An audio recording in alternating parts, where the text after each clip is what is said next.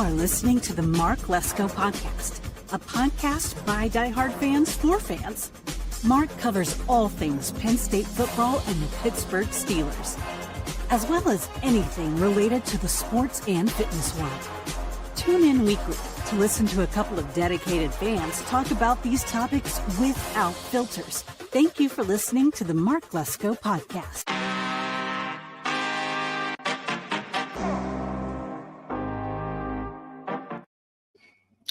All right, everybody. Welcome back into another episode of the Mark Lesko Podcast. Joined by Brett Cable once again. Brett's got his new setup there in his house. We're going to set up a studio soon in his house, so we'll have that. That is in the works, so that'll be cool. But we definitely have the room for it where he's at. So that's cool. Brett, welcome back in. How you doing? Doing well, man. It's nice to be in the new house, and everything's coming along. You saw it last night, so yeah. Yep. It's coming along. What's up, Cos? What's up, Cos? Yeah, so Penn State takes on Northwestern. We'll just jump right into it, and then we're going to talk a little bit about the current state of things, and I'm going to kind of give you my thoughts on the team and Franklin and everything. But so we are unranked. Northwestern, I believe, are they ranked or no? They're not ranked. No, same record as us though, which is crazy to think of. Northwestern guys is 3-2, just like us. Yeah, and they have a better Big Ten record than us.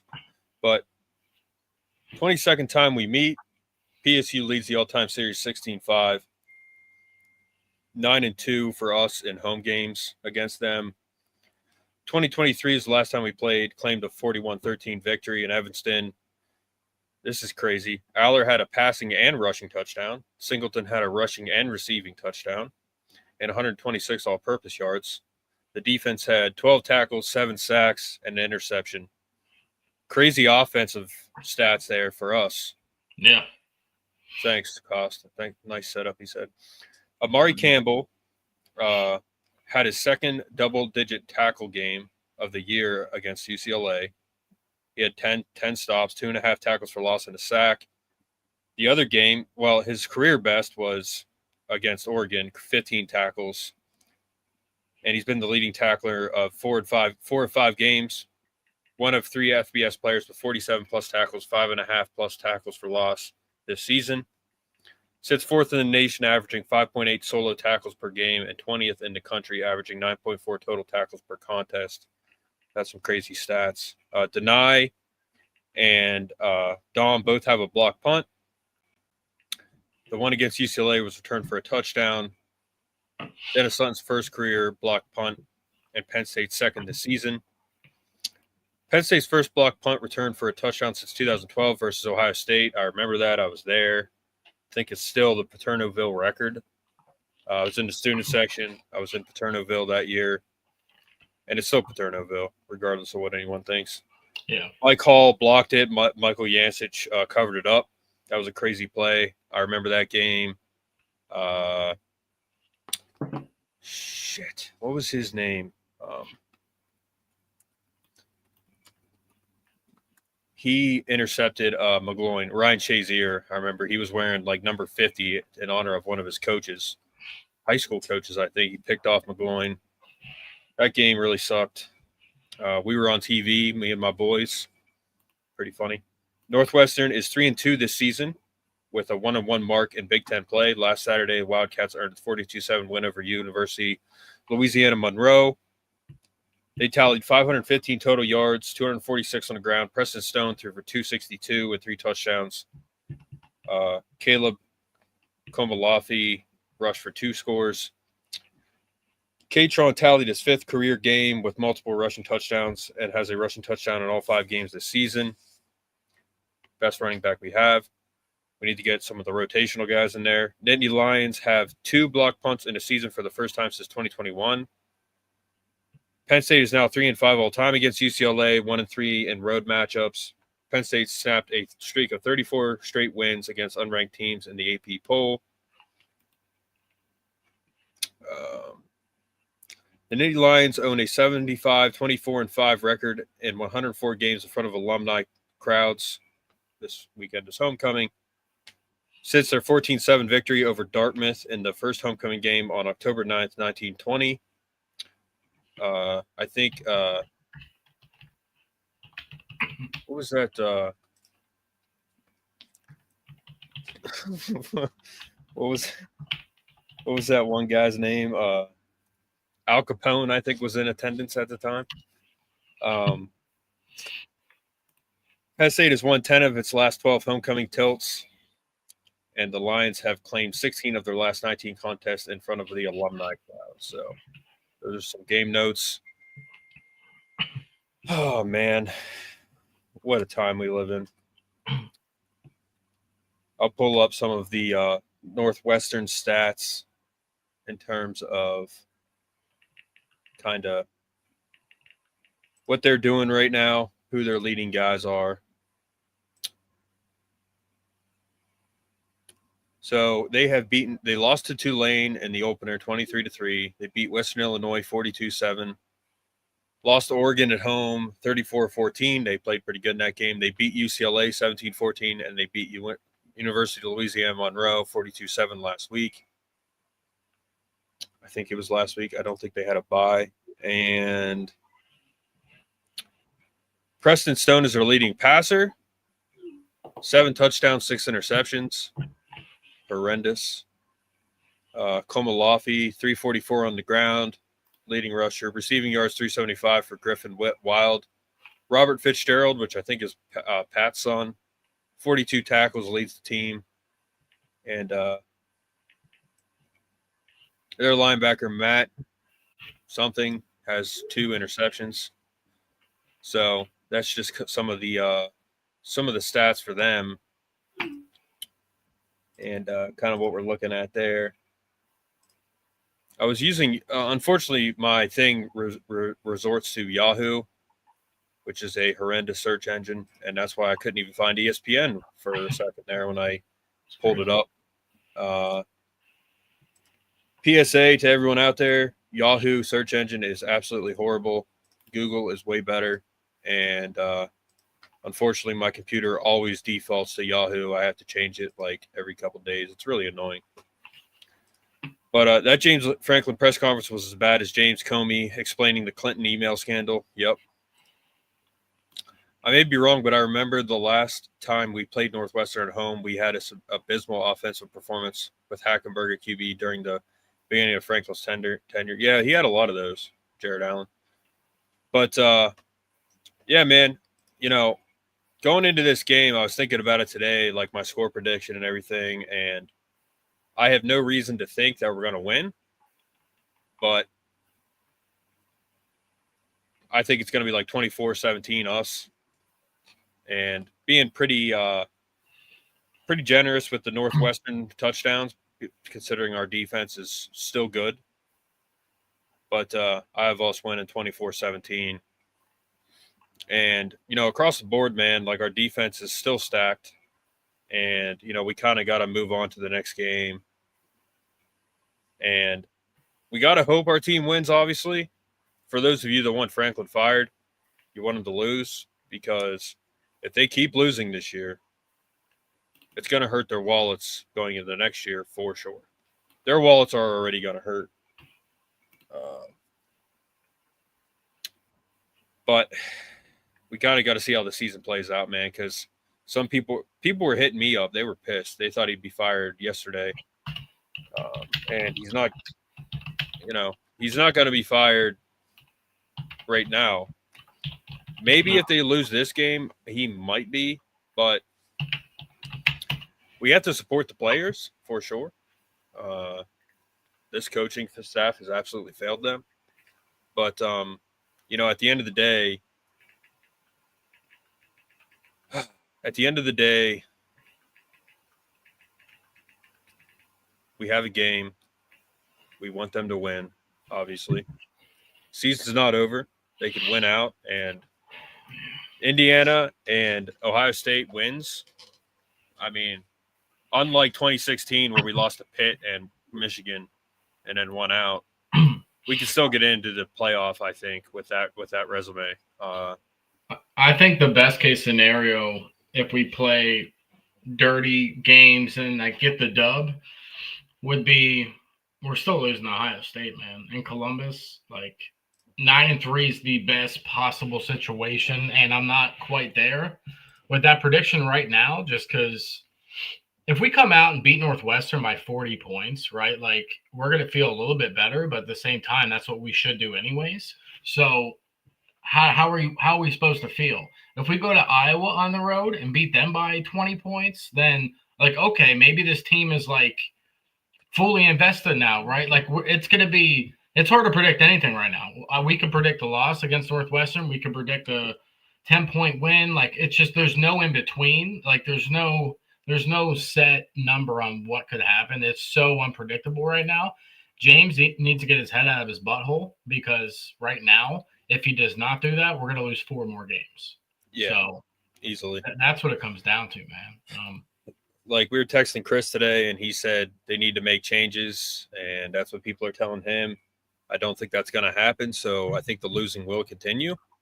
I was winning as well, but the game won't be pretty in terms of boos, etc. Yeah, I think my opinion, we're living in 2020 all over again. Like we're gonna be losing Iowa, Ohio State, Indiana, Michigan State, maybe. I mean, dude, Rutgers isn't off the board. As crazy as that sounds, they're doing good. Maryland's doing good. I mean, nothing is off the board, man. And I was thinking all the way back to in 2017, we went to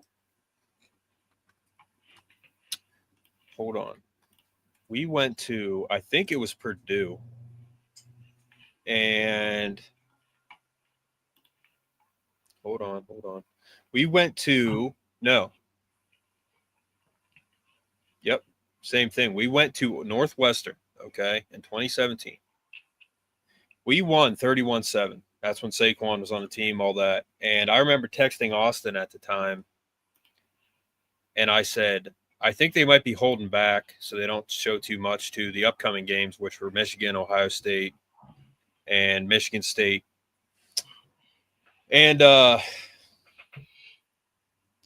wasn't true. It was the same song and dance all these years later.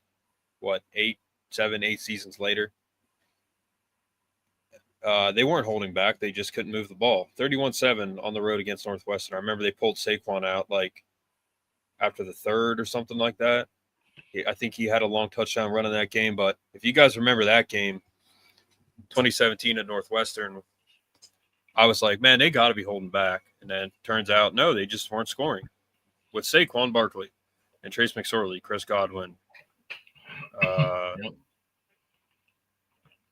I mean, all those guys, Kasicki. And we had a pretty good defense. Kabenda. I think Parker Cawthorn is on that team. Troy Apke, fastest white dude of all time. Yeah, seriously. Deion Sanders said it himself. We had we had Bruno Mars. Bruno Mars playing strong safety, free safety. Mm-hmm. Greg Garrity said that he looks like Bruno Mars too. No, he definitely does. We're talking about what's his name? I can't remember his name, dude. Like freaking number 29, guys. Yeah, that was John Reed, and then they had like a cornerback, man. I mean, we were pretty stacked. We had Torrance Brown on that team. We had Garrett Taylor playing safety.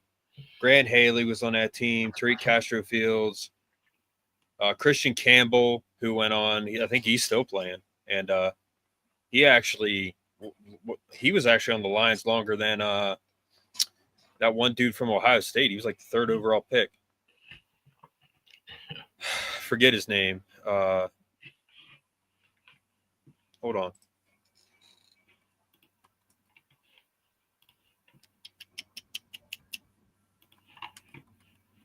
Hold on. I'm going to pull it up. It was come on, Google. What the hell? It was Jeff Okudah. was on that team, and he was taken 3rd overall. And Christian Campbell was on the team with the Lions longer than Jeff Okudah was. Christian Campbell was like, I don't know, 4th round pick. Yeah. I'm sorry, Amani Oruwariye is who I'm saying. I'm thinking of Amani Oruwariye was on the team longer than Jeff Okudah. He saved Franklin's job against Appalachian State. Appalachian State. Am I saying it right? Yeah, and he's on the practice squad for the Ravens right now, Amani Oruwariye. But he saved James Franklin's job like 7 years ago or whatever that was. I remember. Yeah, I remember when Miles Sanders wore Mark Allen's number 8 against Ohio State, and I think it was 2018, and because he got hurt. Yeah. And Mark Allen, man, he had some pretty decent games here and there, but I remember being at the bars with him, man. He's hilarious. Mm. I think we got an Ohio State fan in the comments. I don't know. Tyler, you Ohio State fan? I bought him a drink one time. But, so I don't know, man. It's an interesting game, you know. This is an interesting game. We don't know what's going to happen. Truly, we don't. But I do ultimately think it costs us too that we're going to win. The best bet to make is what the score will be or time in the game before the boos start to hit the peak. Yeah. Definitely take the Northwestern spread. It's like 22.5, bro. Like, I might do that. Like I won a lot of money in 2020 betting against Penn State, and I know that sounds bad, but they kept losing. So Tyler Caressley, Penn State, man, you guys better win this week. God forbid you lose to Northwestern. Chocolate cupcake. November 1st is coming up very fast. Yes, I am. It's all right, man. You guys are a elite program. So you're a powerhouse, yep. But yeah, man. I mean, this game, the offense definitely needs to kind of keep what they did going last week. They didn't break 40 points, but they did pretty good last week. Aller did good. The defense, I think the defense will turn it around. I think this humbled a lot of people, including James Franklin, as hard as that is to believe. And it has to. It literally has to humble all of them, dude. If it doesn't humble you, then you're losing 4 more games. That does happen, man. People get humbled at times. Yeah. I think it humbled everybody. I think it humbled the whole team. It humbled the staff. Man, it's all in front of us, honestly. If they win out, man, they got a shot. Remember when Lou Holtz humbled Ryan Day? I just had to bring that up because Tyler's here. But no, that was just a funny. Lou Holtz said our team's not tough. Like Penguins fans, we can all agree that Sidney Crosby's kind of a wimp at times, and Ryan Day is a cornball. So he is the definition of a cornball. He's very corny. Nobody's as big of a cornball as what's his name, dude? Michigan's head coach again. Sharon Moore. Coca-Cola Lanning. Sharon Moore is a cornball, dude. Total cornball. Coca-Cola Lanning, he's pretty corny too. But Sharon Moore, he was like crying and swearing after they beat us that one time, and unbelievable. Diet Coke Lanning, he was like doing the throat slash like after they went up 2 touchdowns. I was like, bro, calm down. But if we see Wildcat or jet sweep, the whole stadium will boo them into the ground. Well, they're going to run like 25 outside zones and get like -5 yards. Listen, so I'm very glad that they got rid of the direct snap, at least the last game, but they still did the jet sweep and we lost like 4 yards. So like you cannot do the jet sweep anymore. It's not going to work. It worked 3 times. It's not going to work anymore. And they can run like, RPO sweep, quarterback run up the middle, but the other team just has to not know when they're doing it. That's all. Like you can't do it against Northwestern like you did with UCLA, where they literally knew it was coming. That's why they had like 3 guys waiting for Aller to hand off the ball before he even handed the ball off. They were right there ready to tackle him. So it made no sense. But I don't know what's going to happen, man, but that's my score prediction. And this is just horrendous play calling. It's bad. I mean, they are failing Aller. They're failing Singleton. They need to get some rotational guys in there running back. Cam Wallace, Quentin Martin, Corey Smith, Tyke Hayes, Kevon Spell. Let's get him in the game too. Let's get Silas Red, Evan Royster, and Larry Johnson all in the game. Let's get them all in there. Why not? And we all know Katron's the best back on our team. I mean, Nick is looking. Dude, there was a post today. Did you see it? I didn't send it to you, man. There was a post today of NFL draft rankings for running backs. It was Jeremiah Love, and then Nick Singleton was still at number 2. I commented and I said, Katron Allen is better than Singleton. We will continue to comment this every week. Like, do we have to say it every week? For the NFL scouts too? Like, what are we doing, dude? It must be a I skill love set Nick thing. Singleton. He's a Penn Stater. He's a nice guy, but like until he's playing better, like put him if we're up big. Like, don't put him in when we're losing. We need Katron Allen right now. Well, the thing is, Singleton, man, like he hasn't really been good since his freshman year. No, he had a good year last year. He had some good games. He did, but he just hasn't had a freshman year again. No, he wasn't. He hasn't been put in position yet this year. Like, they have to use him in space. Like, throw the screen and slants to him. Like, that's fine, dude. Like, he excels in that, but do not hand him the ball off for Christ's sake. Just don't do it because it's not working. He's getting -1 yards or a yard and a half or 2 yards here. Like, it's not working, man. Because the offensive line's not gelling yet. Once the offensive line is gelling, which we hope it does at some point, right? It played a little better last week, but nothing special. Then Nick can get moving when there's open space. But defenses are playing us different now, man, because we have 2 hot commodities at running back from last year. So that's what it is. Why are we? Have you noticed Cooper Cousins being on the field? I know Donka got in last week, but have you noticed Cooper Cousins on the field? Like, he's not a starter for us, is he? No, I think apparently Donko didn't play against UCLA. That's what Franklin said in his presser for the Northwestern game. He said we didn't have Donko, and I don't remember hearing that we didn't have him. I just remember hearing after the game we didn't have him. I thought he did.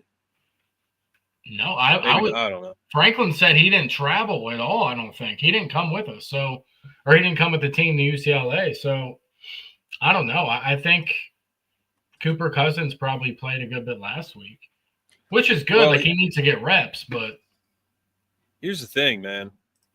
Hope is all we got this year. Unfortunately, sad year so far. Absolutely, Benny Cakes. Yeah. So like and subscribe, guys, if you're new. Yeah, please do. Please support us. Help us get to 1,000. This time last Saturday, we were at 631. Now we're almost at 731. So 100 new subs in 1 week. Thank you, guys. And the engagement has been off the charts. So thank you. We're going to try to answer every single comment.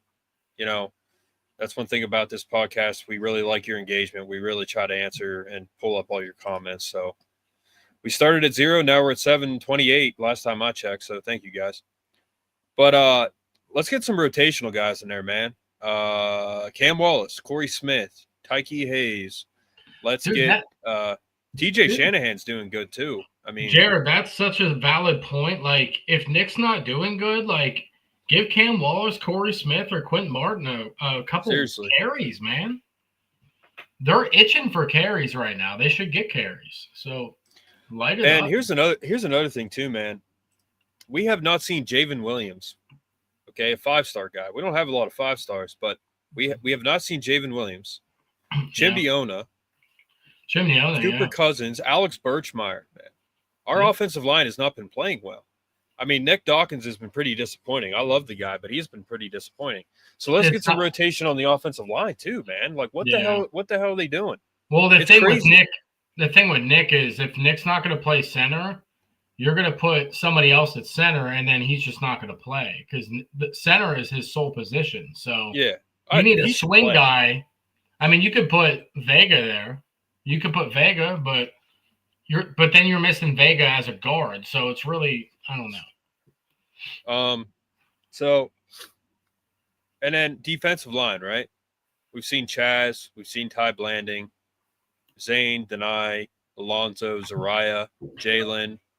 I think we've seen Gillum in there, but bro, let's get Malachi in there. Let's get Owen Wafel. Let's get Liam Andrews in there, bro. Like, why not? Get him some rest. That's the thing about the press conference. You know, he answers like a politician. That's pretty much what he has to do. But like, my God, man, like, why can we not rotate guys more? And why is Katron not starting? I guess it comes down to NIL, and Franklin needs to have a bit more of a spine when it comes to playing certain guys.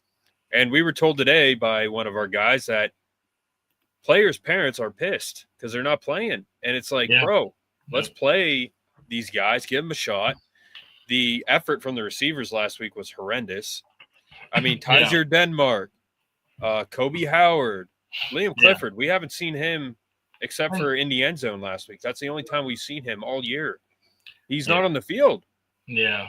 It is a double-edged sword. So, like, there are players that need to get their shot right now. And then there probably are some parents of players that maybe those players aren't ready yet. So it would be nice to know which players it was. You know, if it was Tyser Denmark's family or somebody like that, I totally get the frustration because he needs the snaps. So I don't want to say Kobe names, Howard, both of them. But but you know, it's like Katron is listed as number 1 on this depth chart. This is our lads.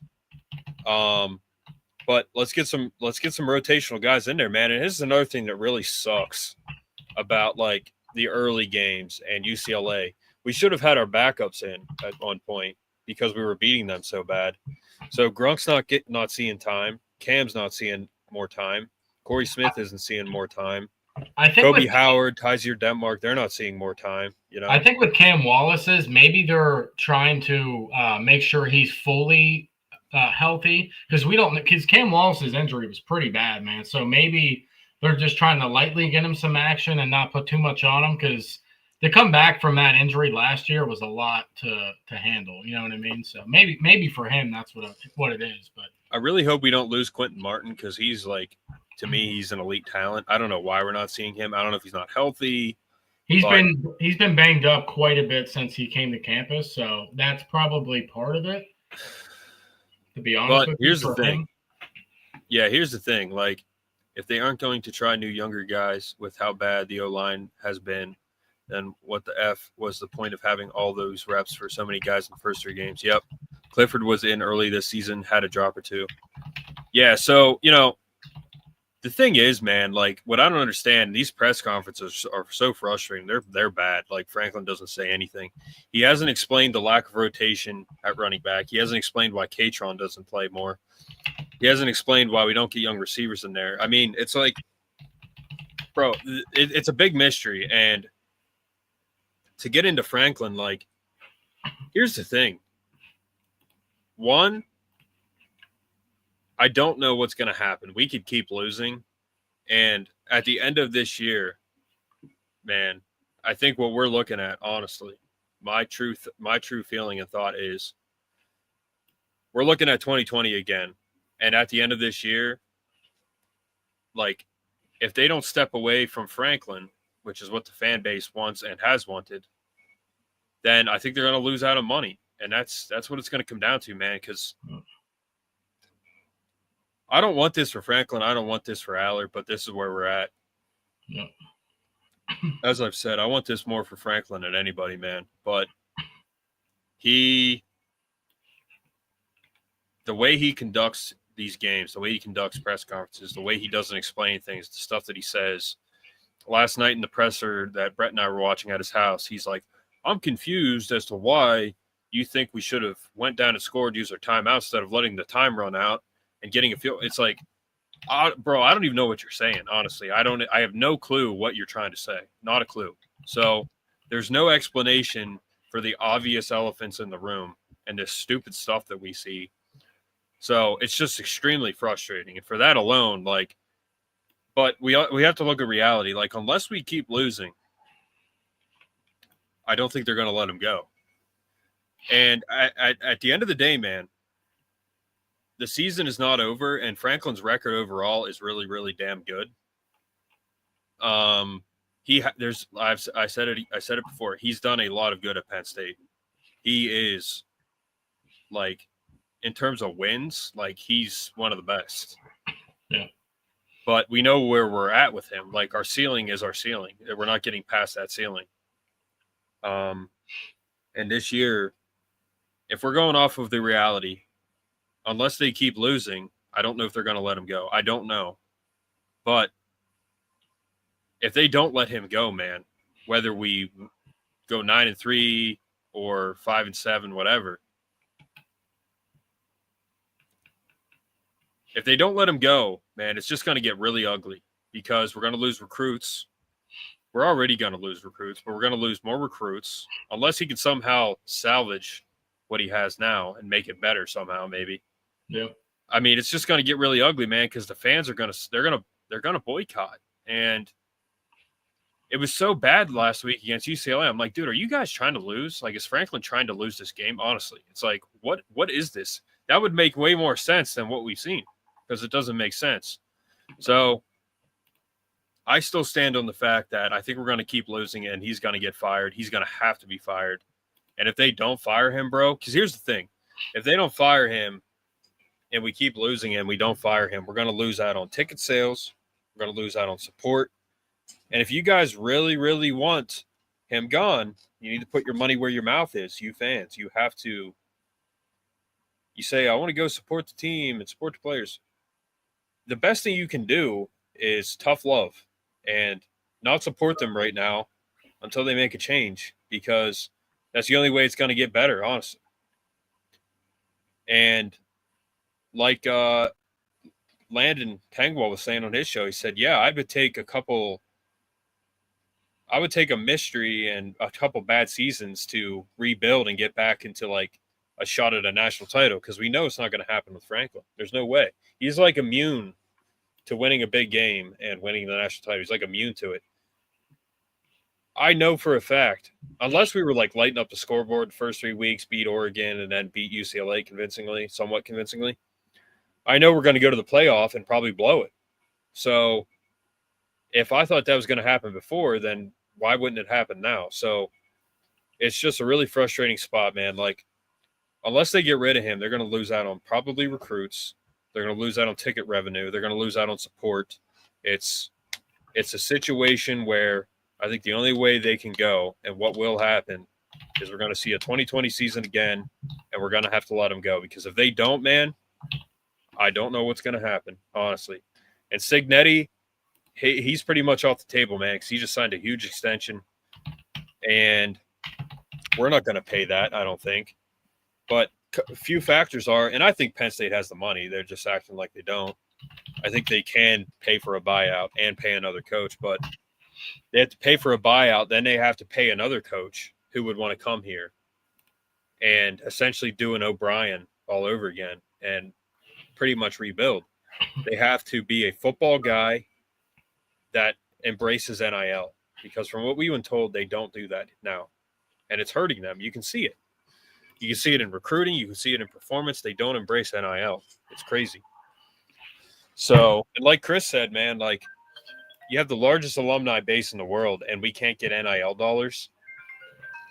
Terry Pagola doesn't donate money. I mean, what is the explanation to that?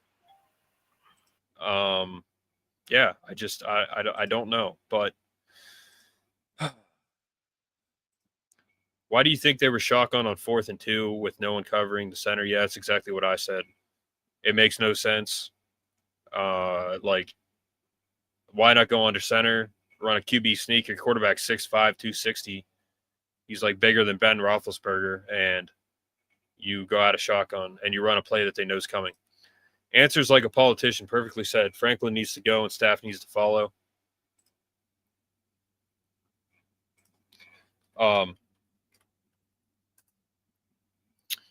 Let's see what else.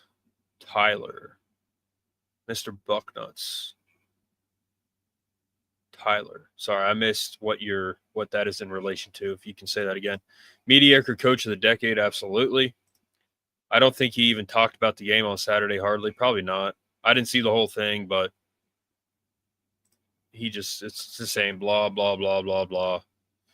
I heard from a big donor that the buyout technically would not be $50 million, but more like $10 to $15 million.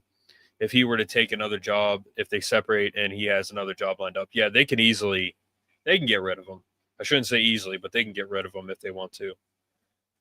But I don't know. What do you guys think? Are they going to keep losing? I think they're going to keep losing. Like Iowa, Ohio State, Indiana, and Nebraska. You know that we know they have a better coach. Pretty much. Franklin was the perfect coach for what we needed at the time, and he has taken us as far as he can. But I think for a lot of things he did do. He's really not a big time college coach, man. Like he needs to be in like the ACC, or like he could build a program at like a smaller school or like an ACC school, make them a contender. That's what he is. He's not a big time Big Ten coach. He's not. If you want to see Ken empty stadium, the final home game during Thanksgiving break will be record-setting low, and how bad this team will be will be record-wise. Yeah, man, it could be bad. Like, again, what do you guys think? Are they going to keep losing? I think they will. Honestly, I think they will. I think they keep losing. That's my opinion.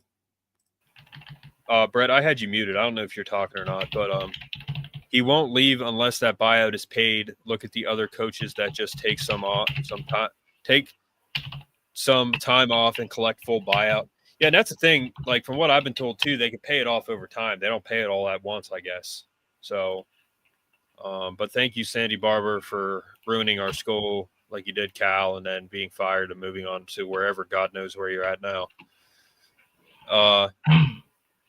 And I heard from a former athlete at Penn State that Sandy Barber was horrendous, and what she wanted to do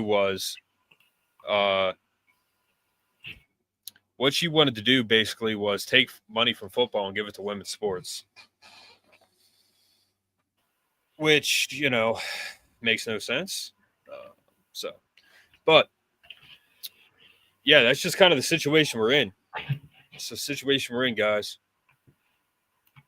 Again, I ask, what do you guys think? Do we keep losing? I think you guys are a couple minutes behind comments-wise from when you hear it to when you comment.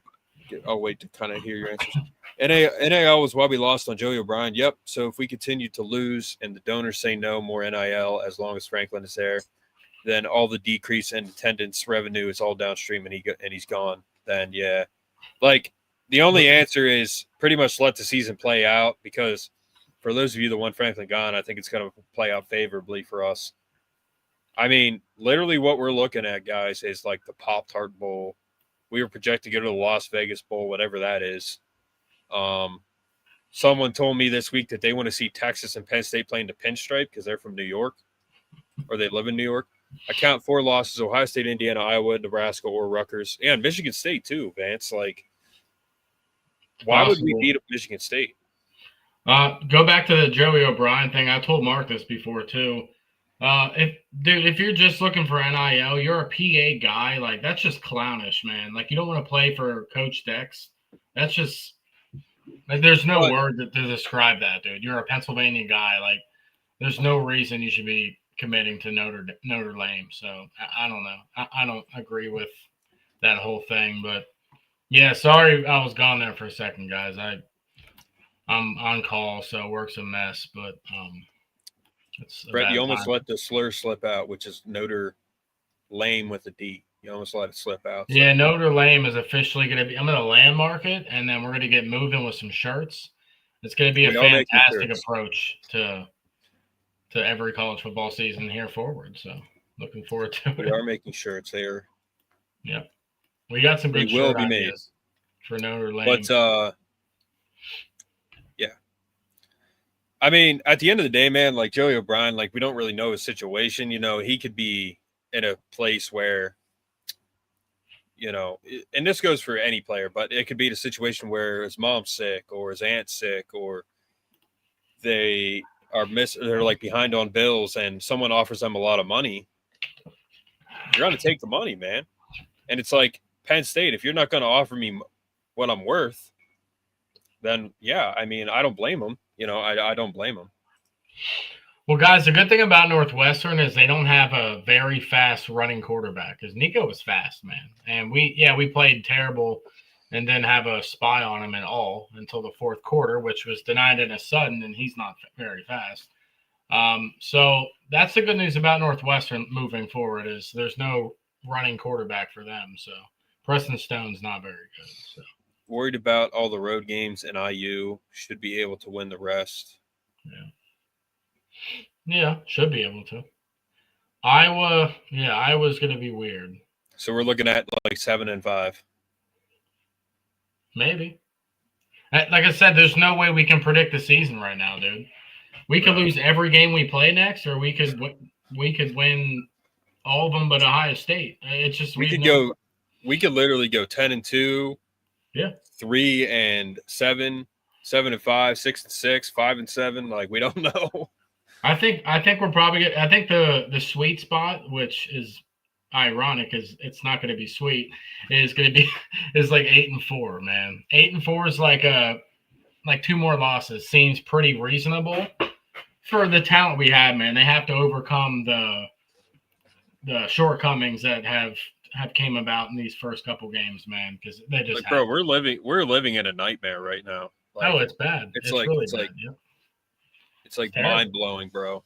Like yesterday when I went to work, man, I wasn't even like my soul left my body. I was like having an out of body experience all day. I was like, I can't believe this is happening right now. Seriously. Like Oregon was devastating. We didn't even have time to get over that. And then they lost to UCLA. Like we did not have time to get over that. Yeah. So we are literally living in a nightmare scenario right now. Like in the pregame episode we did in the offseason with Chris Hess from he was with CBS. And we're going to have him on again too. But I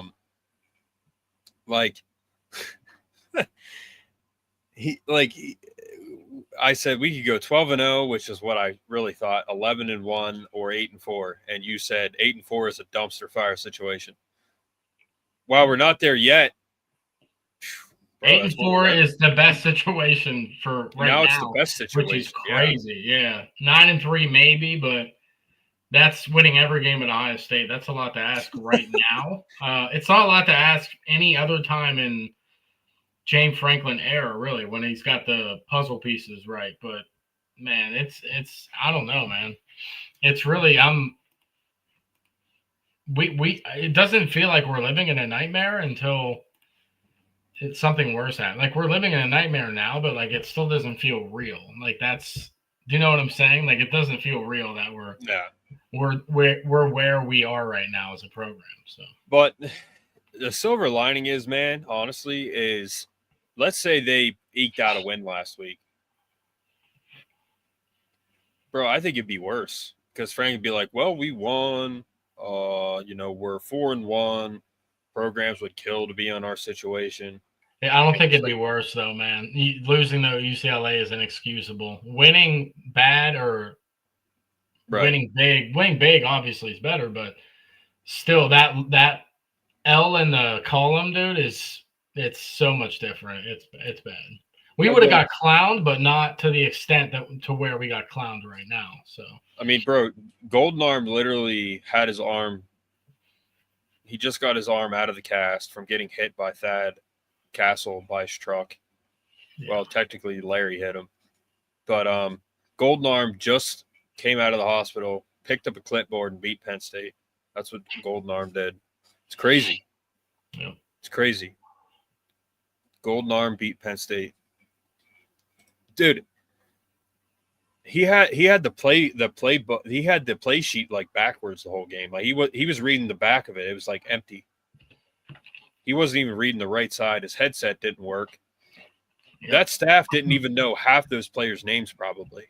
Honestly. No. They were like, all right, 43, you go over here. 18, you run a post. 7, you run a wheel. That was the funniest thing that somebody said was they probably didn't know. They probably didn't even know what their names were. It's crazy. The UCLA was great therapy in a way. By the fourth quarter, I was smiling that he is most likely gone. Yeah, see, that's the thing, man. I was like, if they got away with a win, I've been like, seriously, the narrative would have been, well, we won. I know what you're saying, Brett, and I agree with you, but God damn.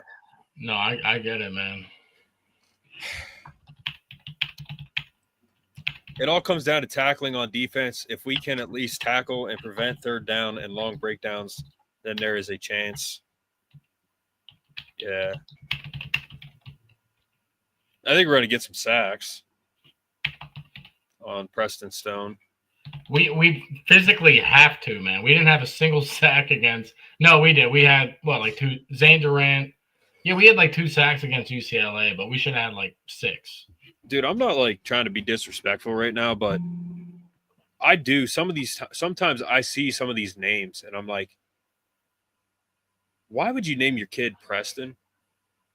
You know, or like Field Yates is a big reporter for the NFL. And I don't know if that's his real name. I think it is, but I've literally commented on like Instagram. I'm like, this dude's name is Field.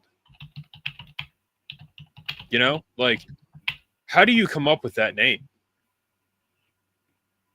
Like Preston. I don't know. Preston. Maybe he was pressing to come out, dude, and it was like a quick one, you know, like it was like a 2-hour berth. Like, you know, some people were there for like 2 days. Like, it was just like he was pressing to come out, man. So they called him Preston. That's the only thing that's tackles. So that's the only thing that makes sense, man. He was pressing on it, man. He was trying to get out. I should come on for a little bit if you want. Yeah, sure, Chris. Yeah. All right, Chris. Let's see what Chris has to say. We just went from a 45-minute show to let's see here. No, it's not gonna be another hour, dude. What is Chris's freaking yeah, I got it. I sent it to you, Chris. We could honestly be one more injury away from 7-5 or 6-6. That's another thing. We got to stay healthy. Look at the next comment. What has crumbled more, the west side of Beaver Stadium demolition or Kotelnicki's offense? Kotelnicki's offense, 100%, because that was controlled. Yeah. Field Yates and Larry McFarland are good ones. Yeah, absolutely. Yeah. They're really good at what they do. Yeah. It's just like his name is Field. I'm like,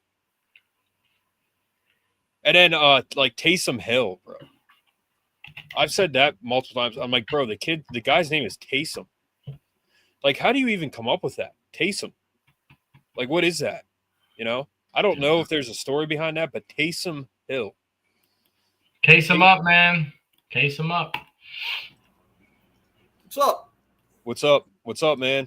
Sounds like no delay today. That's good, right? Oh, there's no delay. That's I good. wonder what happened last time. Which, No. you know, it wasn't that big of a deal, Chris. Yeah. I don't know. What's going on? I just got home from work a little bit ago, but give me a second here.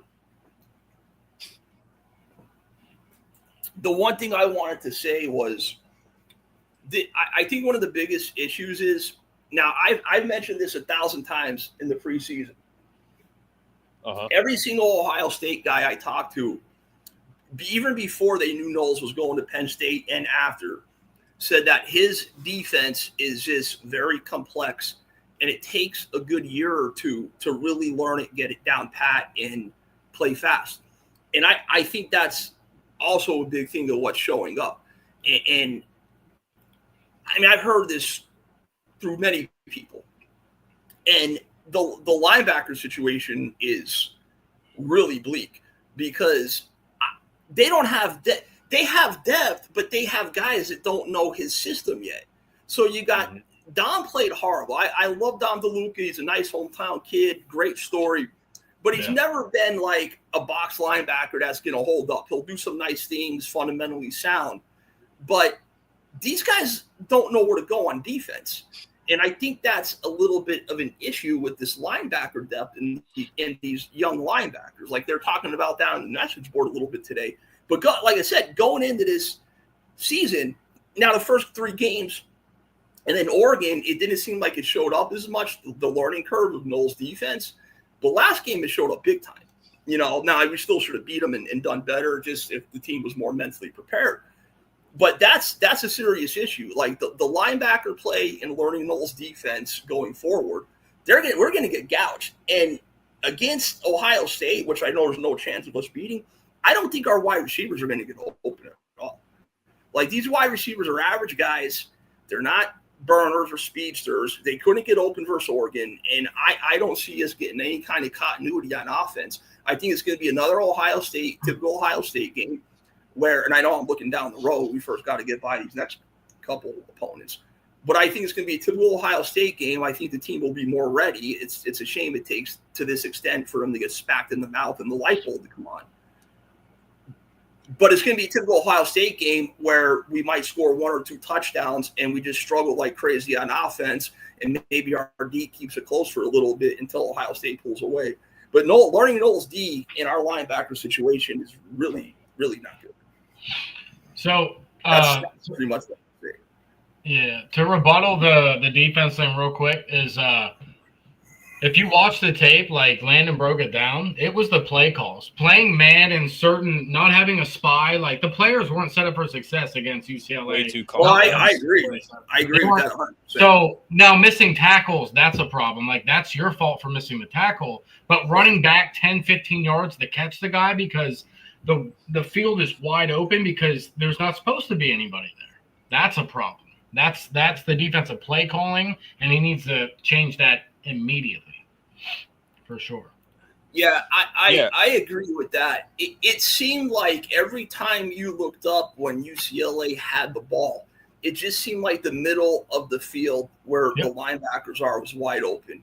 It seemed like there was one body there instead of just basic 2-box linebackers with a third guy playing that hybrid position creeping in. It seemed like there was like one linebacker and maybe a safety creeping up or a line. Like it just was too open. And it was like they were waiting to get blocked. Instead of reading and reacting quicker and shooting their gaps, it was just like the running back would have 4 yards before the linebackers were even touching them or making an approach. The defensive line got gashed. Yeah, that was it got hard. Yeah, listen, I didn't think it just shows you how much better Devon Ellies or Jay Thomas and Izzard were. Yeah. I really thought Durant, Ford, and Gilliam were going to be at least comparable to Ellies and Izzard, and they're really not, man. Like they were getting ragdolled and pushed back way too easy. Yeah. So I mean that middle of the defense is a fucking mess. And the sad part is Bear Alexander killed us versus Oregon. We could have had Bear Alexander. He came to visit Penn State. Of course, they didn't want to pay him what he was asking for. A Bear Alexander would help this defense out a lot. And then the other guy he was a PA kid, played for Louisiana Tech, David Blair, I think his name was. He went to Miami. You know what I'm talking about? David Blair. I think his name was Blair. He came to campus too. David Blair. Yeah. Same thing. He was he probably would have came, but all you heard afterwards, he wanted too much. He wanted NIL too much. Those two guys, or just one of them, would have helped a lot. Yep, and David Blay was a Pennsylvania guy. He was from Philly area. Yeah. So the fact that he didn't want to come to a Penn State school, and he still would have got paid, but that's the problem with the free agency stuff going on. But now we have a cap. So the cap should help moving forward because players not going to be making what they were making previously. It's going to spread it out more. So I think they're gonna, because that's the problem with NIL. You could cap revenue, which most schools are just going to ignore anyways, but you can't cap NIL. You can't cap what they make from collectives. You can't put a cap on Phil Knight giving someone a $10 million deal. Like the only hope they had when all this the NIL bill through Congress and this whole Scores Act thing was going through, if you saw when this started, the CSC, the College Sports Commission or whatever, CSC or whatever, when they started, they were turning down every NIL deal from a collective. Going into it, they said something like 80% of the collective deals would not have gone through if we were established. So when they got established, every single deal from a collective NIL deal, they were blocking and rejecting. Within 2 weeks or so, they completely caved. The lawyers for the players, representing the players, got together. They said, to this College Sports Commission, you can't be doing this. You'll lose in court. We're going to fight. You got to ease up. And within 2-3 weeks, they completely caved. That's the problem. This NIL is never going away. Like there might be a cap of 20.5 million for athletics, but there's no cap for, a Texas or an Oregon spending another 50, 60, 70 million. for just straight NIL deals. And there's no enforcement. They can't enforce anything because they get killed in court, and their hands are they're not doing it. So, Chris, not to change the subject, but do you think we keep losing? I think. Well, I mean, we're obviously going to lose some more games. I think we beat Northwestern. I heard what you guys were talking about beforehand. I think something like 8-4 is probably the most realistic situation. Possibly another loss. It's not going to be a Northwestern. I really don't think it's going to be the North. Nothing would surprise me, but I don't think it's going to be a Northwestern. I do think, there's no chance of beating Ohio State. Indiana is going to be a tough, very tough game, obviously. Yeah. So a good chance we drop that. And there's a good chance we could lose to Iowa or Nebraska. Now, if we play to the level we're supposed to play, not perfect, but if we have our heads out of our ass, we really should only lose to Ohio State going forward. And Indiana, close game, but we should. And by the way, listen, I'm not a great gambler or anything, but I've never seen a pick I like more than Oregon -7 this week over Indiana. There's nothing more I fucking hate than people hyping up Indiana so much when they haven't beaten anybody.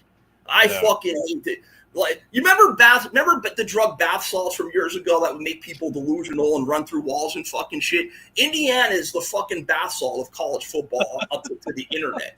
Like, they win a couple games, they have a blowout, and everybody goes nuts about them when they have not beaten one big brand name team. They got their ass kicked by fucking Ohio State.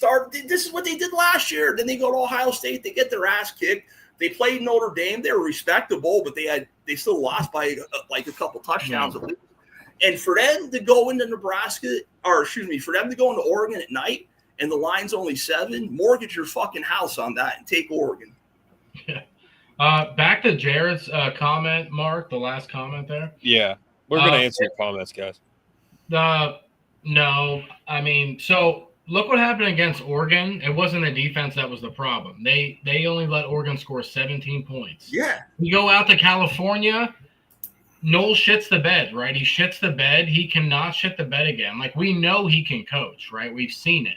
So he needs to put his players in the best position to be successful, and I think he's going to do that against Northwestern. Like I said, I think we'll win that game, but we need to see improvement from Noles. We can't see this hot and cold bullshit because that's not going to play. We can't do that. That's not okay.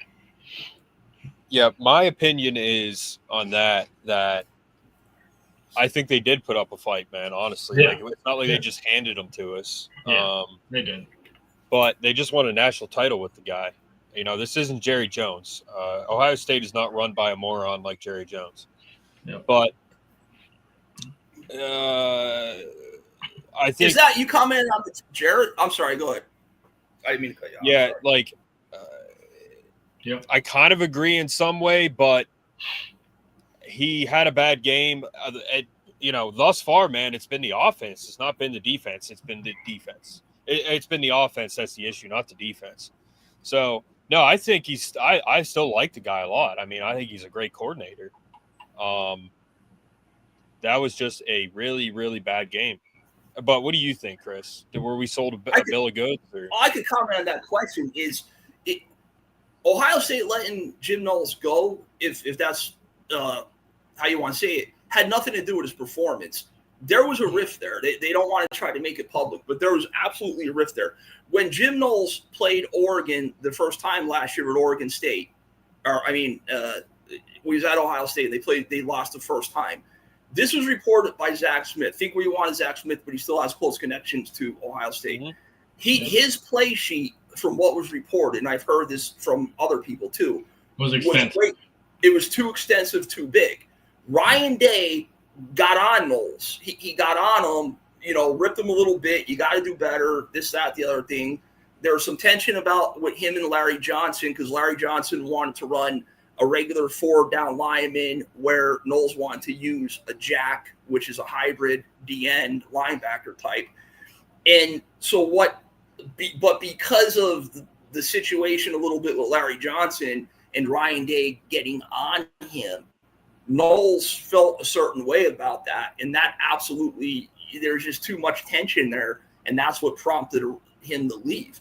it wasn't because it wasn't a money thing. It wasn't a performance thing. They just, even though they won a national championship, there was just some ill feelings there a little bit. They won't say that publicly, but I mean, there's been enough talk about it to see it was pretty obvious.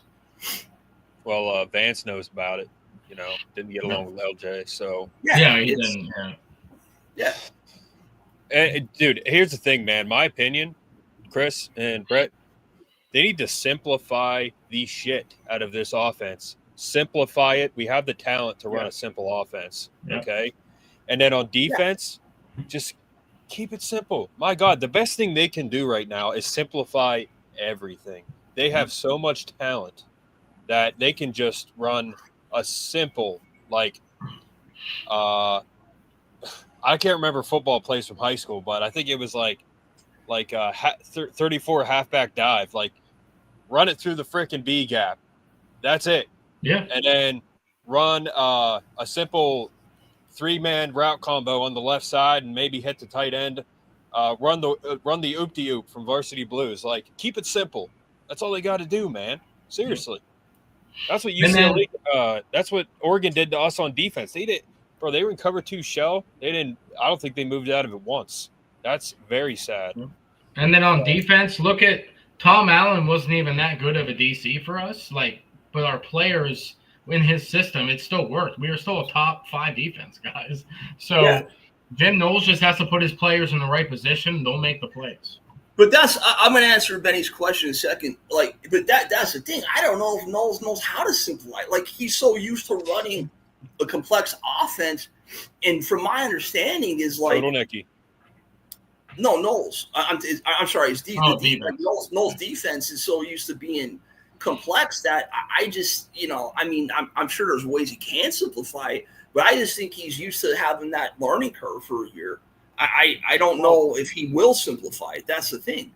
It seems that's what why can't Total Nicky is of the two? He's the one that needs to simplify it, man. Because my God, you have a guy with all the tools with Drew Aller, except for pretty much that neck up at times, and then you have 2 great backs.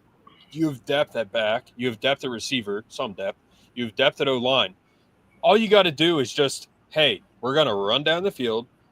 Chris, you remember when they played Coastal Carolina in 2008 when they beat them 69-10 or 63-10? I don't remember the specific game, but Joe Paterno, the Spread HD, Jay Paterno, Galen Hall. They just ran simple plays and they scored points. It seems so difficult for them to just say, hey, let's go score. That's it. I actually said that on the message board a while back because I think Drew struggles a little bit going through his reasons. I said that Spread HD, you just utilize his big arm. You put your skill guys in a good position. Now I don't think this current team at receiver has the speed of what those 08 guys had, like Butler and Norwood and Williams. But I agree where you just simplify it and you run a type of Spread HD type of offense. Mm-hmm. You utilize Drew's arm, you simplify it, and you pound the rock. And it's not that hard. It's not. I was just going to say the best route runner on the team is Trevor Pena. Just have him run a good route. He runs good routes. Very, very good route runner.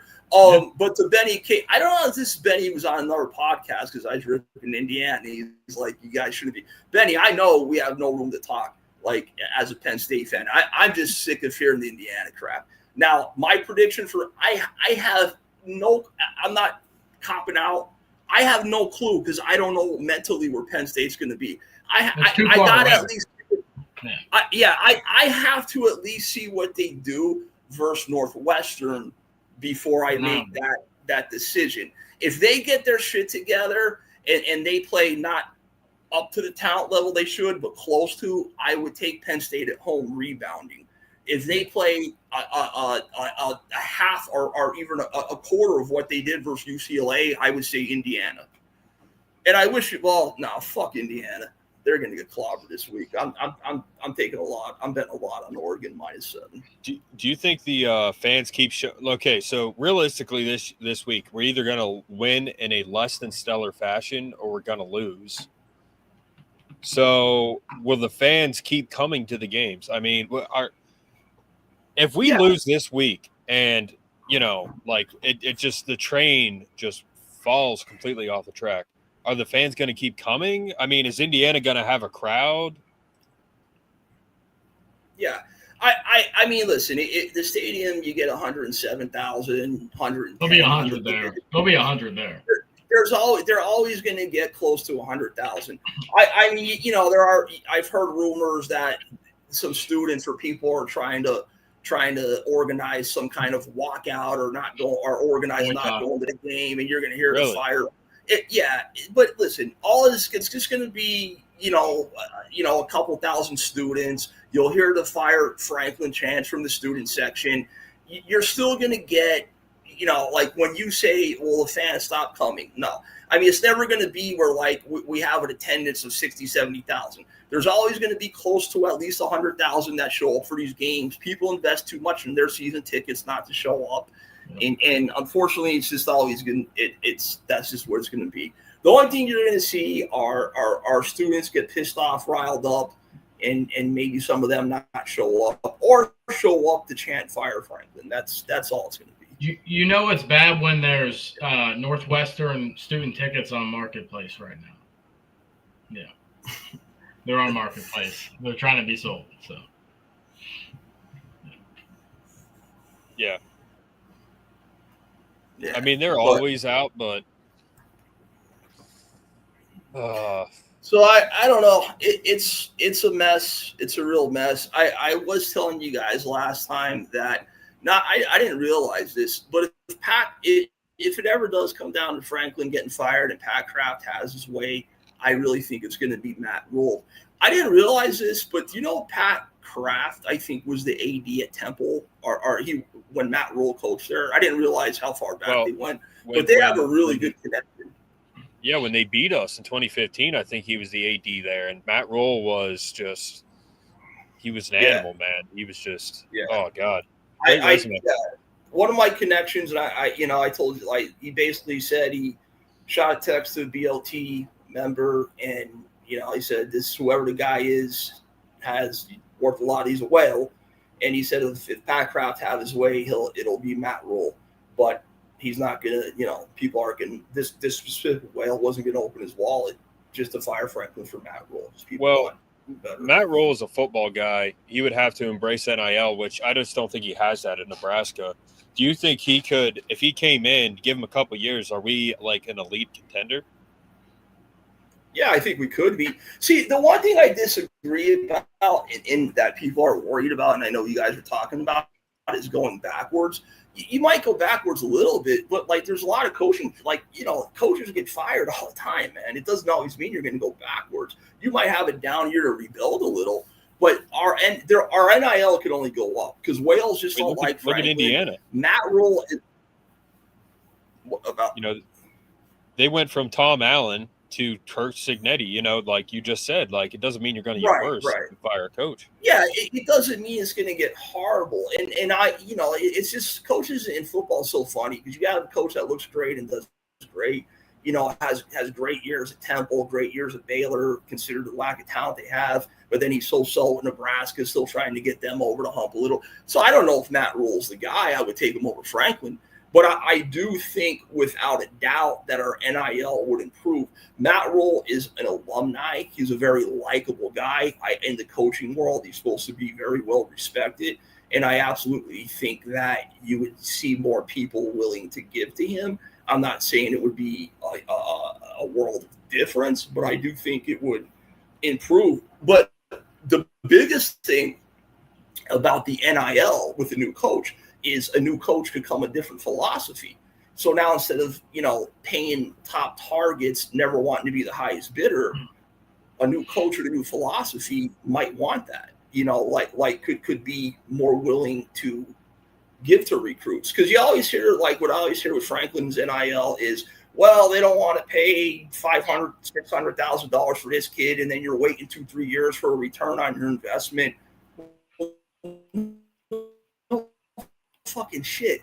Most guys, recruits that come in, they might not be playing for a few years, even if you're a top guy. I mean, that's just college football. So it's, just a different philosophy and a different NIL model would be nice. Dude, I think why I would love to see – I shouldn't say love, but why I want to see Franklin fired is because we know what we have with him. If he leaves or whatever, bro, I am wearing my Penn State gear out. I am going to the games. I'm going to be 100% behind this team. Because right now, man, I can't drop $1,000 on an Oregon game when I know we're going to go and see what we saw. I can't do that, man. That would piss me off to no end. So we get a new coach in here, man. The football guy embraces NIL. The sky is the limit, man. The sky's the limit. Like, I've said it before. Backwards for a little bit. Yeah, I've said it before, but Chris. They were going backwards to move forward, Exactly. I've said it before, Chris, like a Gus Malzahn, where they won a national title. I think they went to 2 under him. No. The first one was Gene Chizik. What was it? Gene Chizik. I think it was Gene Chizik, and then they had a Gus Malzahn where they won a national title, or I can't remember how exactly the way it went, but they won Gus Malzahn, they lost. But it's like a Gene Chizik where you win a national title and then you have some down years, then you lose. Like, I want an opportunity at a national title, man. Like, we don't have that now, So, right. we know what we have. We know what we have. And I agree. Well, it's Franklin has always been. He's the most unique coach where you have a guy that can't be the top teams of similar talent. A Michigan, Notre Dame, Oregon. It's weird because he could win for the most part, get those double-digit wins, but he can't beat a team with similar or close to similar talent. But then you have other coaches that can't win consistently like he does double digits, that struggle, but still might be able to beat a top team once in a while. Like Brian Kelly didn't Brian Kelly beat Georgia one year with Notre Dame, or beat Clemson a few times? Did he beat Clemson? I'm not saying I want Brian Kelly. I'm just saying it's just crazy that we have a coach that could be so consistent but can't beat the top teams. And then there's other coaches that don't have that consistency, but you have more faith in them winning the top game, versus top opponent every now and then. And I listen, after that Notre Dame game, my mind was made. It was kind of made up prior to that because of how horrendous the offensive game plans were back in 23 versus Ohio State in Michigan, and they just kept going with it, and it just is to the point where it's a mental block. I don't think they're going to be a top blue blood. If the guy coaches another 20, 30 years, he's going to beat him a couple times, but he's going to coach 20, 30 years at Penn State. But, I just don't think I'm out on it. Like, I'm done with it. And I want to go into a game versus Michigan, versus Ohio State and Oregon and Notre Dame. I want to go into a game with a good feeling of confidence that we could beat them. And there is zero confidence whatsoever with James Franklin. Regardless of the team or roster he has, there's no confidence that I have he could beat a top team. Like, even if we played how Tennessee played Ohio State in the playoffs, if we got matched up with Tennessee and we beat Tennessee, I would be happy with that. Beat a brand name, a blue blood, I don't know if they're blue blood, but you know what I mean? Like a powerhouse program that has similar talent. He's just proven he struggles in those areas. And I just want to feel confident in a coach that he could beat those teams here and there, For sure. Exactly. We know he can't. I mean, like, for example, Auburn 2021 at home, whiteout game. Like, I don't know. At the end of the game, he was, like, celebrating, jumping up and down because the refs were horrible. And it's like, that was a big win, but it's like, that wasn't even a big game, man. Like, they weren't that good. Bo Nix was – we shut him down, but goddamn, like, it was not a big win. He They're has ranked like big win. 22nd. Yeah. Yeah, we have the one year big going win. like close to 500. No, that's what I mean. It's And I think the final score was like what, 21-10? I mean, I had 21-28, I think. It was close. -6 in the under on that game. And like it came down to like the last possession, I think, but I mean, it wasn't like that big of a win. Like he is immune to winning big games. And this year, Chris, if we were undefeated right now, which I thought we would be, why would we think that we're going to go into the playoff? And if we play like Alabama, or we play an Ole Miss, or we play a Georgia, or whoever, why would we think we're going to win, man? Like they're going to get outcoached. They get outcoached. Well, oh my God. That's another thing I say. Well, you said if we're undefeated. So if we went in and finished the year undefeated, that means we beat Oregon and Ohio State. So then that would give you some confidence. Well, right now. Well, the only way you win right now is that you get to the playoffs is if you got by Ohio State. But to the point of your question is that you can't, like, because everybody knows we had a cakewalk in the playoffs the first two games. We got the easiest lineup with Boise and SMU. Everybody knows that. We're not going to get – if we do ever get in the playoffs again, you're not going to get that easy. You might get one easy game. You get lucky. You're not going to get that easy lineup. So realistically, James Franklin coach team would not only have to beat one top team, he would have to beat 4 brand names. I don't see that happening. Like he's not going to be able to face off against, say, a Notre Dame round 1 beat them, a Georgia round 2 beat them. I mean, he realistically is going to have to win in either 3 or 4 games versus top brand name teams for the most part. He can't beat one of them. How's he going to beat 3 or 4 of them in a row? All right, guys, real quick. What's your score predictions?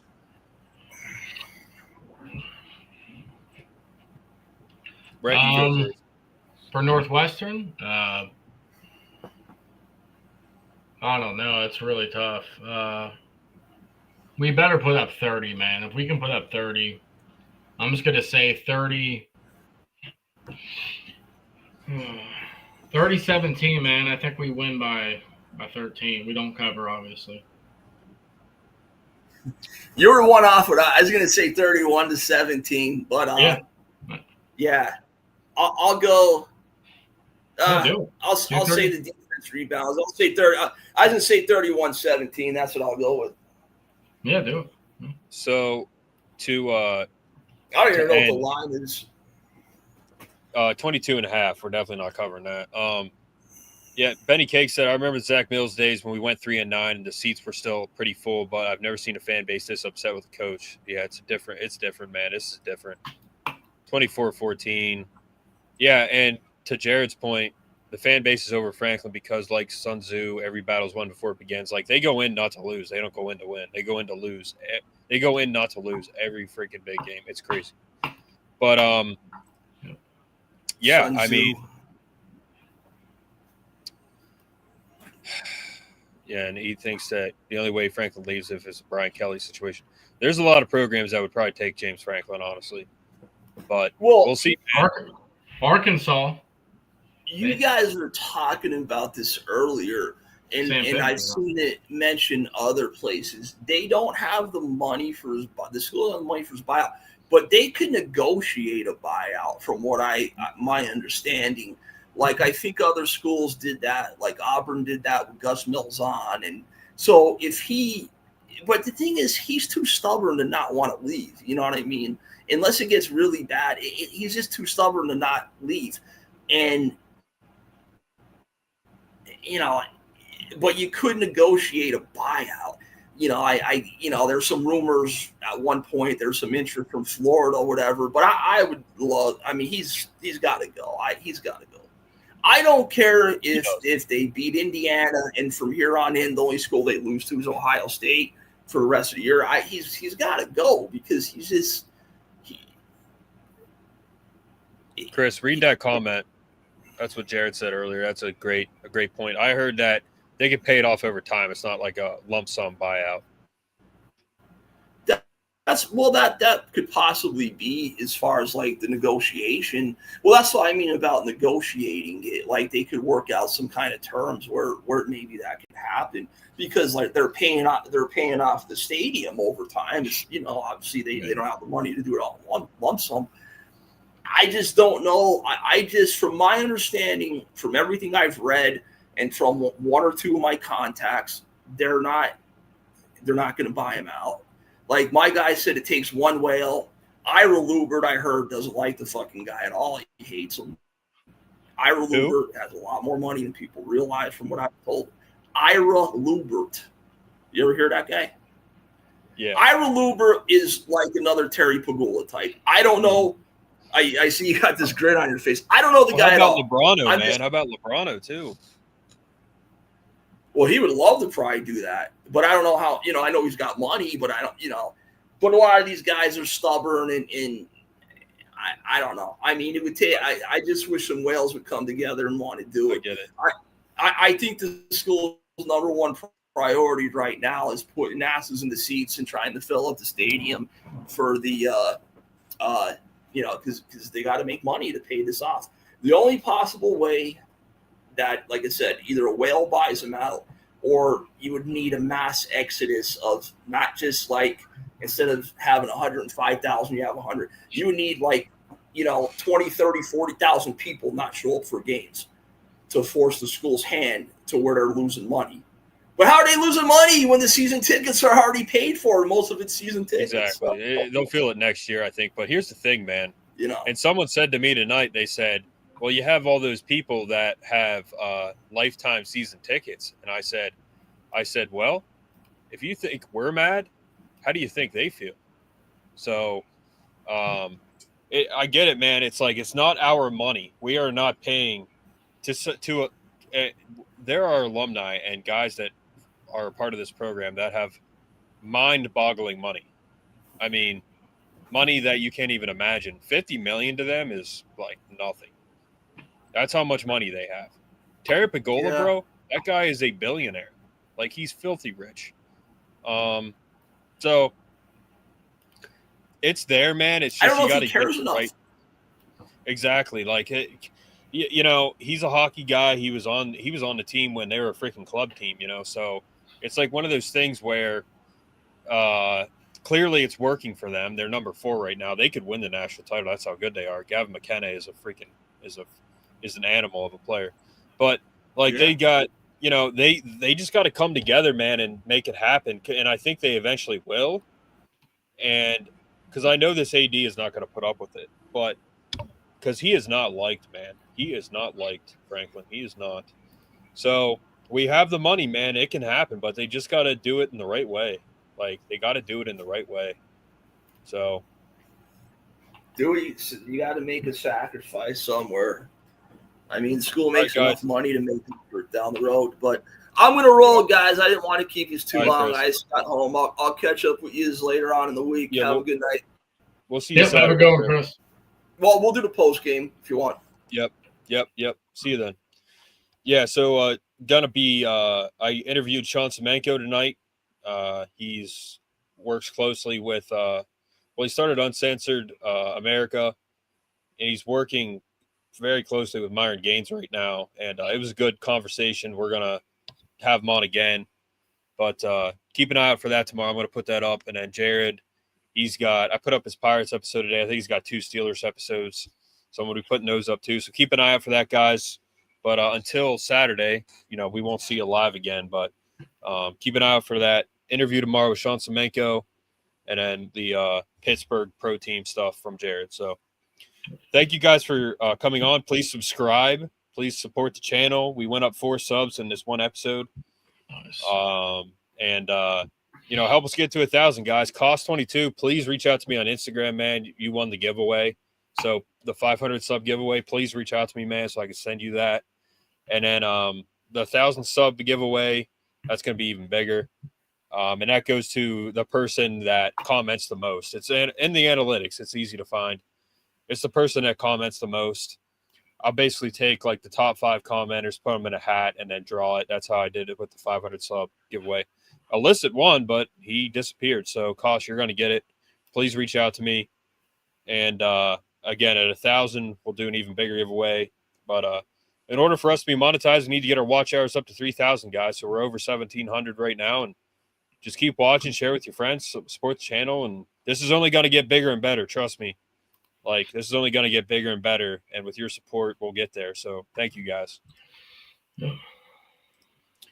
But won't be doing anything live in terms of live and on location because I fear for my safety, to be quite honest with you. So I don't think we're going to be doing any of that. But I just hope when they do fire in the media and all, don't make it about an African-American coach being fired instead of the stagnant coach being replaced, which is the most important reason.